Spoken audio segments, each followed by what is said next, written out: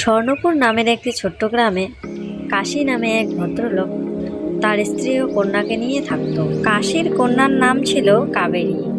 কাবেরী ছিল খুবই শান্ত ও সহজ সরল মেয়ে, কিন্তু কাবেরীর গায়ের রং ছিল বেশ কালো। তাই কাবেরীর বাবা মা সবসময় চিন্তা করত, এই কালো মেয়েকে বিয়ে কেমন করে দেবে। কেউ কি এমন আছে যে তার কালো মেয়েকে বিয়ে করবে? হ্যাঁ গো, শুনছো? আমাদের কাবেরী তো বড় হয়ে গেল।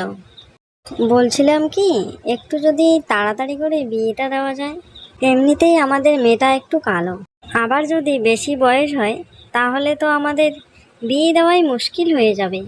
তুমি ঠিকই বলেছো কবিতা, মেয়েটার তাড়াতাড়ি বিয়ে দিব। কালই আমি ঘটকের বাড়ি যাব, আমাদের কাবেরীর জন্য যেন একটা ভালো ছেলে খুঁজে দেয়। দিদি, ওই দেখো, ওটা কাবেরী না? এই কাবেরীটা কিন্তু বেশ কালো, এর বিয়ে দিতে সমস্যা হবে। আরে শম্পা, বলিস কি? এর তো মনে হয় বিয়েই হবে না। এর মতো কালীকে কে বিয়ে করবে? কাবেরী, এদিকে শোন মা, তোকে না কত করে বলেছি বেশি কাজ করতে লাগবে না, যা কাজ আছে সব আমি সামলে নেব। এমনিতেই তোর গায়ের রংটা একটু কালো, আর যদি বেশি করে কাজ করিস তাহলে তো আরো কালো হয়ে যাবে রে মা। তোকে কোনো কাজ করতে হবে না। তোর বাবা আর আমি তোকে নিয়ে কত চিন্তা করি জানিস। কে তোকে বিয়ে করবে? তোর বিয়ে আমরা কেমন করে দেব? মা, আমি তো নিজে নিজে কালো হইনি, সৃষ্টিকর্তা আমাকে কালো বানিয়েছে, তাতে আমি কি করতে পারি বলো? আর যদি বলো কাজের কথা, তোমার হাতে হাতে আমাকে কাজ করতে বেশ ভালোই লাগে মা। আমাকে বসে থাকতে মন চায় না। তুমি একা একা কত কাজ করো, আমি কেমন করে বসে থাকি বলো? কাজ করে যদি আমি কালো হই তাহলে হব, কেউ যদি আমাকে বিয়ে না করে, না করবে, আমি সারা জীবন তোমাদের সাথেই থাকবো মা। এইরকম কথা বলিস না রে মা, সব বাবা মাই চায় মেয়েকে একটু ভালো ঘরে ভালো ছেলের সঙ্গে বিয়ে দিতে। এরপর কাবেরীর বাবা ঘটককে খবর দিল। একের পর এক দেখাদেখি চলতে থাকে, কিন্তু কেউ কাবেরীকে পছন্দ করে না। হঠাৎ একদিন, তোমাদের মেয়ে কিন্তু বেশ কালো, তবু আমরা বাড়ির বউ বানাতে পারি, কিন্তু একটা শর্তে, যদি তোমরা 5 ভরি সোনা দাও আর 5 লাখ টাকা দাও, তাহলে আমরা রাজি আছি।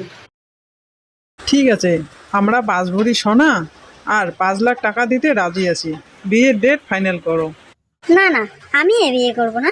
ওরা আমাকে নয়, আমার টাকা পয়সাকে বিয়ে করতে চায়। তাছাড়া বাবা, তুমি তো বিয়েতে হ্যাঁ বলে দিলে, কিন্তু সামলাবে কেমন করে? আমাদের কি এত টাকা আছে?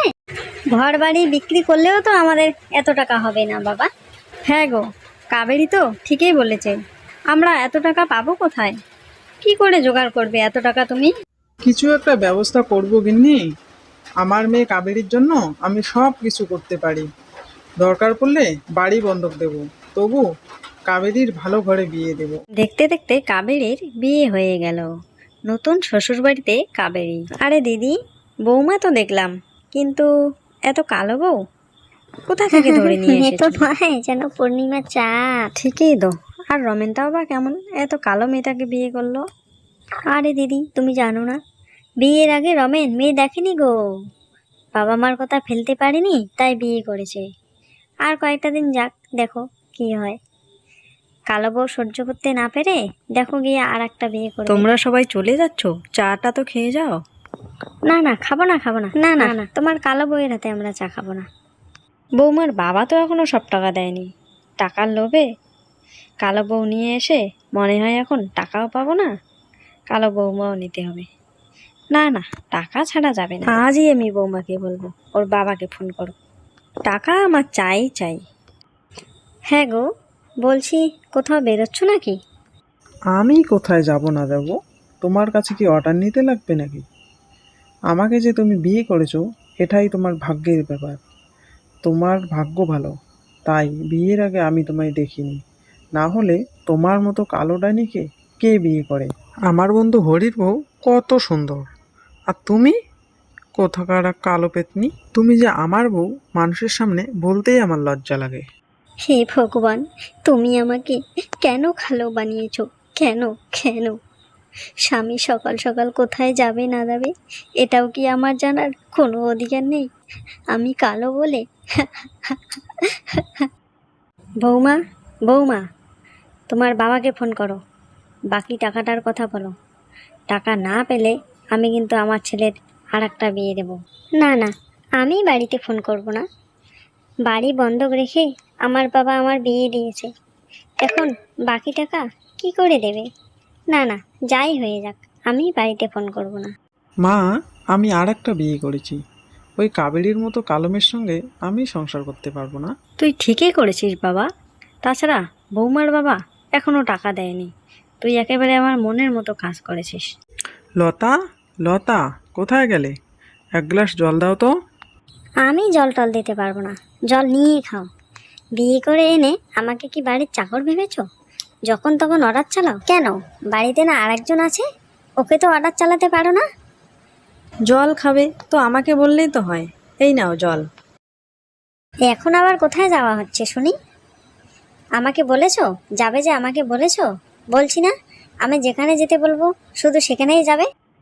রমেন কালো কাবরিকে সহ্য করতে না পেরে সুন্দরী লতাকে বিয়ে তো করলো, কিন্তু সে মনে মনে ভাবতে থাকে, আমার দ্বিতীয় বিয়ে করাটা ঠিক হয়নি। লতাকে বিয়ে করে এখন আমার তার অর্ডারে চলতে হয়। সুন্দরী বউ বিয়ে করে আমি আমার স্বাধীনতা হারিয়েছি। তার চেয়ে আমার কালো কাবেরী তো অনেক ভালো ছিল। আমার কথা মতো চলতো, আমার অনেক খেয়াল রাখতো। আর সেই কাবেরীকে আমি কত না কষ্ট দিয়েছি। কাবেরী, আমি তোমার সঙ্গে অনেক খারাপ আচরণ করেছি, পারলে আমাকে ক্ষমা করিস। না না, এভাবে বলো না, আমি তোমার কোনো কথায় কোনো খারাপ পাইনি। বাবা, আজকাল তো দেখছি তুমি কালো কাবেরীর একটু বেশি খেয়াল রাখছো। কালোর জন্য মুখের দিকে তাকানোই যায় না। কালো পেতনি একটা, তুমি কিভাবে তাকিয়ে আছো? লতা, চুপ করো তুমি। আর একটা বাজে কথা বললে আমার থেকে খারাপ আর কেউ হবে না। হ্যাঁ, ওই কালির জন্য তুমি আমাকে ধমক দিচ্ছ? আমাকে? আমি এখনই বাপের বাড়ি চলে যাব। যাও যাও, তোমার মতন সুন্দরী লতার আমার কোনো দরকার নেই। আমার কালো কাবেরী অনেক ভালো। যাবই তো, তোমার মতো রহিমেরও আমার আর কোনো দরকার নেই। তুমি তোমার ওই কালো কাবেরীর আসলের তলে লুকিয়ে থাকো। মা, তোমার ছোট বৌমা বাপের বাড়ি চলে গেছে, বলেছে আর কোনোদিনও আসবে না। মা, দ্বিতীয় বিয়ে করে আমি একটা ব্যাপার বুঝেছি, মনের সৌন্দর্যই প্রকৃত সৌন্দর্য।